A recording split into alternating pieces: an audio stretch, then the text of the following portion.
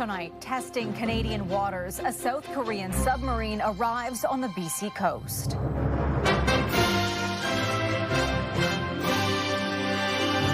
The Trans-Pacific voyage marking a milestone in defense cooperation.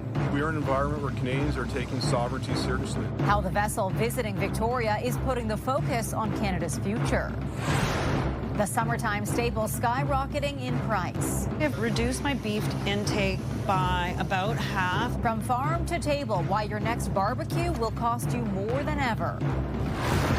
And attention, all bargain hunters. We found everything we're looking for and then some. Scoring secondhand during a spring tradition. Why this is not your average garage sale. This is kind of a great find for the grandchildren.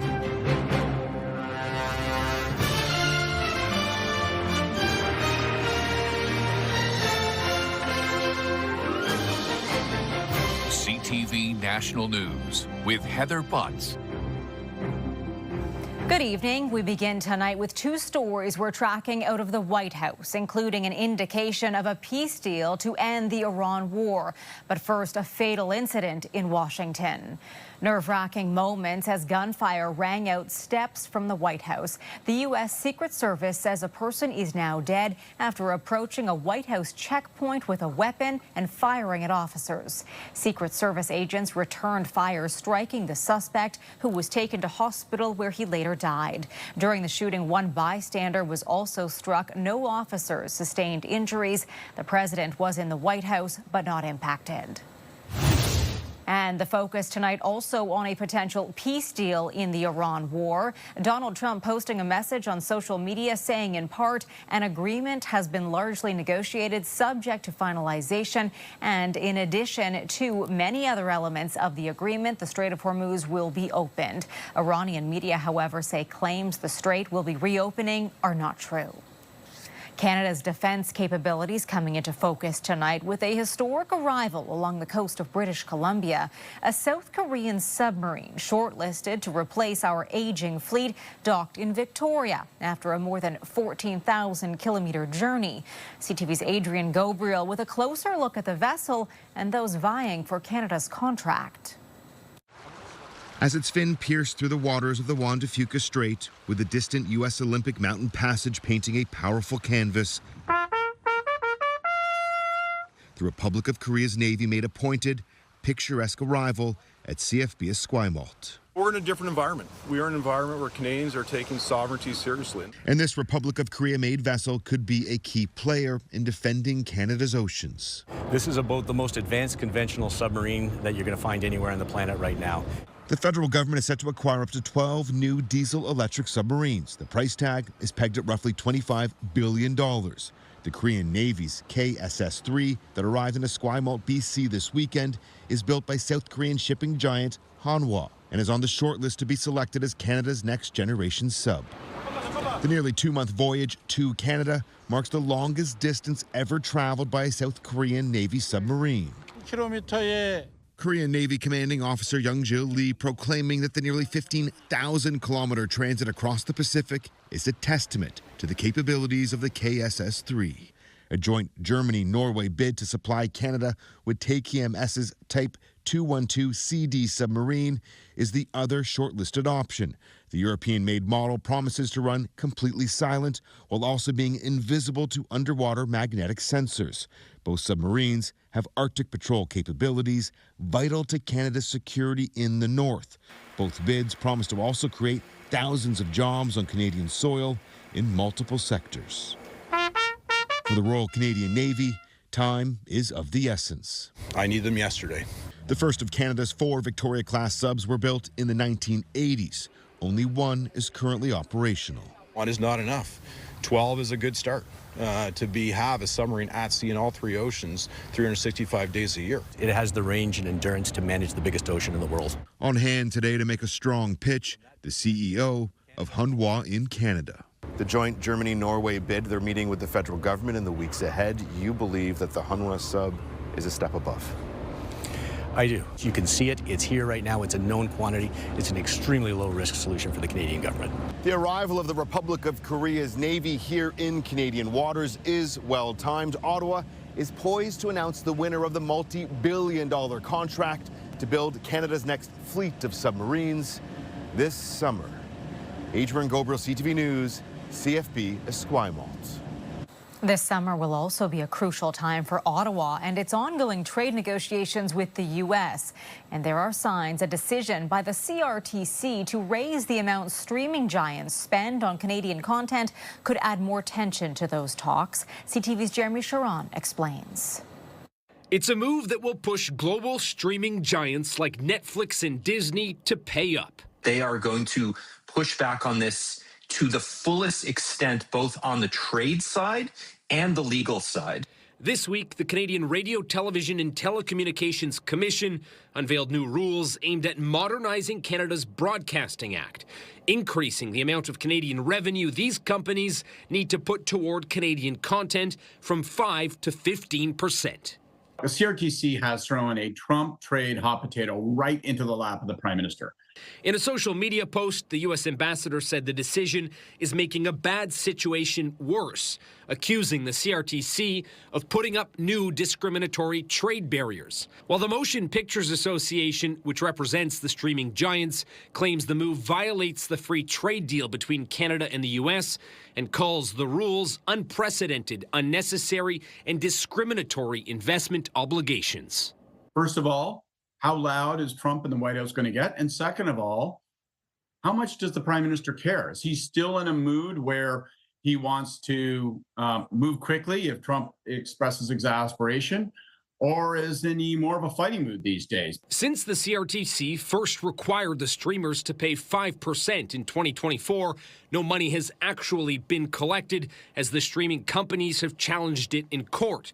The Trump administration has repeatedly pointed to this policy as a trade irritant. They are going to use this as leverage in the most integral way possible when it comes to that renegotiation. The same CRTC decision also lowered the percentage Canadian broadcasters must pay to reinvest in domestic content from as high as 45% to 25% as they continue to compete for revenue and viewership with streamers. The Minister of Canadian Identity and Culture, Mark Miller, says the government is reviewing the CRTC's decision and carefully assessing its impacts. Heather? Jeremy Sharon in Ottawa. Thank you. The Canadian Red Cross is sending an Ebola response team to Africa this week to help confront the deadly outbreak in the Democratic Republic of Congo. We have a lot of expertise that we can provide, and this is exactly what we're doing. And I think Canadians in general are concerned with the emergencies that are happening around the world, and we want to do our part to support them. The death toll in the DRC now stands at 204, up 27 from the day before, and health officials warn at least 10 other countries are at risk from the highly contagious virus, including Kenya, Ethiopia, and South Sudan.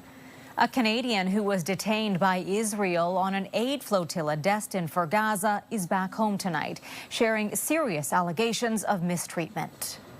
They induced so much hate upon us: torture, abduction, mistreatment, forced hunger, deprivation of facilities, deprivation of water. Shayed Mahmoud was one of 420 people on 41 boats that were intercepted by Israeli forces. The global Sumad flotilla had attempted to bring humanitarian aid to Gaza. Israel prison officials deny any allegations of mistreatment to those detained from the flotilla. Canada's Foreign Affairs Minister has condemned what she calls the grave mistreatment of Canadians. A developing story in Halifax where police are urgently looking for a missing newborn baby. Officers have been scouring a neighborhood with forensic teams combing through dumpsters outside an apartment complex. The search began after police were notified about a woman in hospital in life-threatening condition who appeared to have just given birth. 4 people are in custody undergoing questioning, but no charges have been laid. A union representing correctional officers is raising the alarm tonight about the amount of violence in Canadian prisons, claiming the number of incidents are on the rise and little is being done about it. CTV's Laura Brown reports. It was a Sunday evening in April when 5 correctional officers were allegedly assaulted by an inmate at Spring Hill Institution in Nova Scotia. Their union rep says they're still recovering. 2 of them were stabbed. One had his ear half bitten off. But Howe claims these incidents are not uncommon. Since January of this year, within Atlantic Canada's 5 federal prisons, 31 officers have been assaulted by inmates, according to the union. 337 weapons seized and 20 drone sightings. Our staff are seeing more violence than we ever have before. It's escalating, and it's really time that the government, I don't think that this is a regional issue anymore. I don't think it's a local issue. I think this is a national issue. We're asking people to work with them and to protect society, but clearly we're not protecting them. The provincial MLA who represents the area of Spring Hill made a social media post outlining her concerns after the assault. She's received an outpouring of calls and emails to her office since, from current and former officers or family members of corrections staff sharing their experiences. You literally have the inmates having access to better technology than the people that are put there to protect the public from these criminals. So we need to do better. For its part, Correctional Service Canada said in a statement it's facing many challenges. The increase in inmate population places pressure on institutions.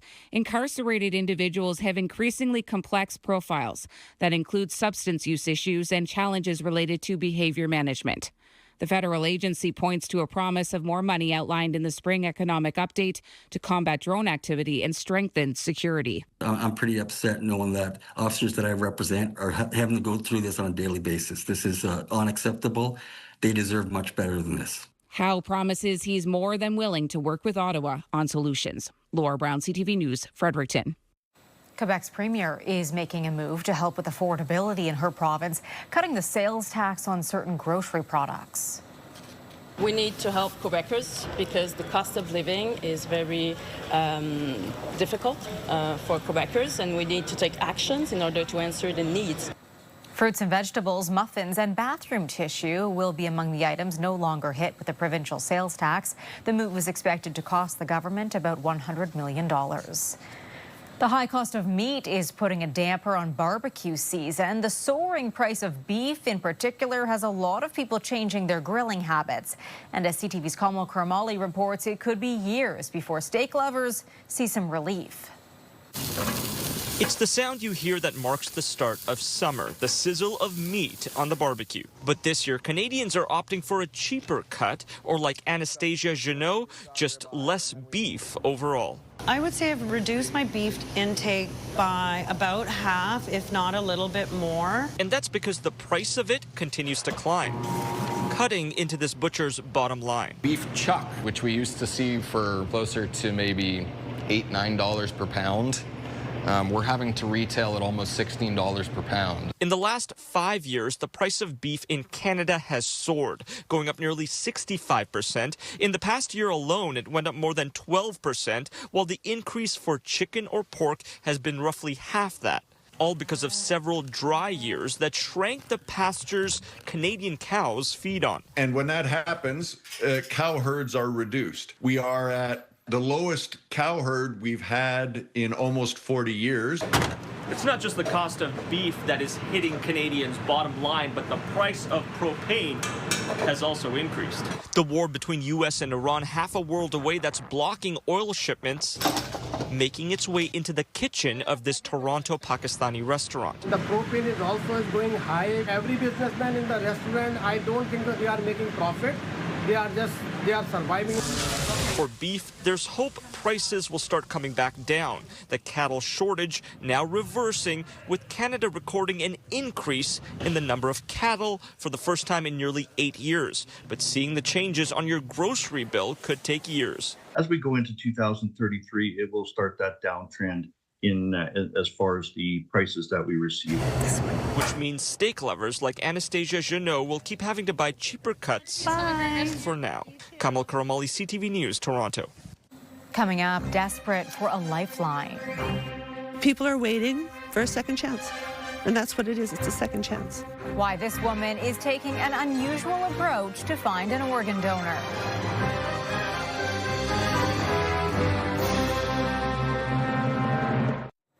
Authorities in California keeping a close eye on a chemical plant in danger of exploding and decimating a neighborhood. I cannot emphasize, this is not precautionary. This thing is gonna fail. We don't know when. The tank at an aerospace facility in Orange County has been leaking a flammable liquid, and with temperatures at the facility rising, fear is mounting that the entire area could go up in flames. Close to 50,000 people have been evacuated from the surrounding area, and California's governor has declared a state of emergency. On any given day, thousands of Canadians are waiting for an organ transplant.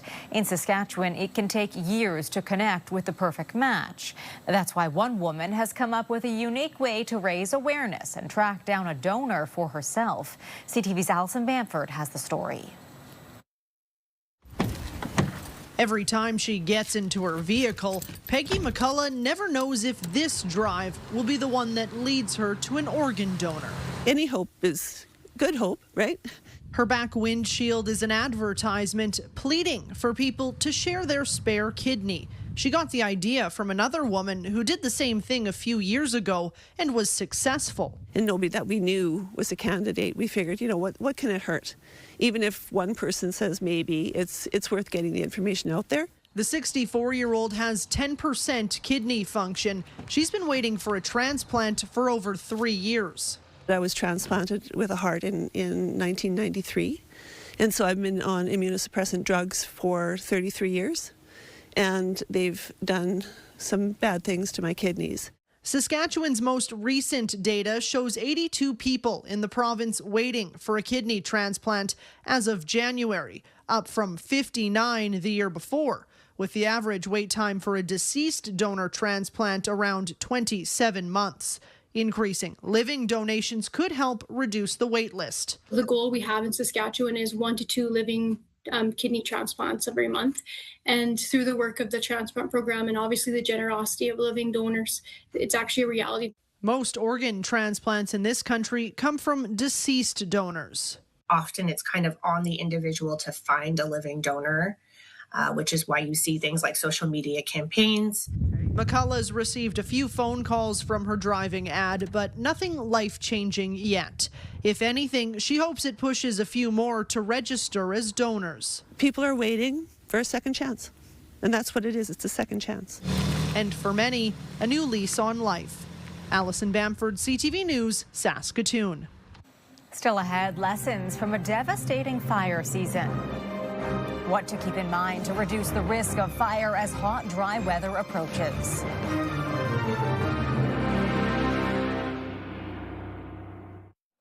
Nova Scotia is hoping to avoid a repeat of last year when extreme drought conditions fueled out-of-control wildfires. But a hot, dry start to spring is raising concerns of another difficult and dangerous summer in the province. CTV's Paul Hollingsworth has more. Sunny skies and warm temperatures, an enjoyable fair weather trend following a tough winter in these parts. We had a decent amount of rain to start spring, but we're into a little bit of a drier pattern now. CTV meteorologist Kaylin Mitchell says dry weather with heat warnings came at a time when this province could still use some heavy rainfall as it recovers from last year's drought. It's going to take several months of near to above average rainfall amounts to completely recover from those dry conditions. 9 months ago, this area of Halifax was under wildfire watch, with some homes and businesses evacuated. Last August in Annapolis County, 20 homes were destroyed when a massive wildfire burned more than 85 square kilometers. As sunny weather settles in, emergency management officials have a message for anyone who lives in these rural areas. Not to burn, by all means, yes. That is something that you should be checking on every day. The main thing is about safety for the public, and that's with regards to what happened here last year in the valley. We certainly will like to see something like that happen again. There are long-term forecast models for the next several months showing below average rainfall for Nova Scotia with above average temperatures. And that causes concern for people who live here, who fear the summer of 2026 could be another dry season just like last year. Paul Hollingsworth, CTV News, Halifax.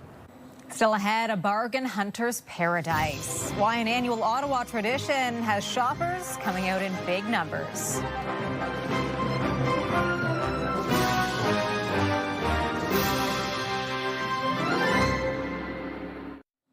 The FIFA World Cup trophy stopped in Halifax today, and soccer fans were having a ball.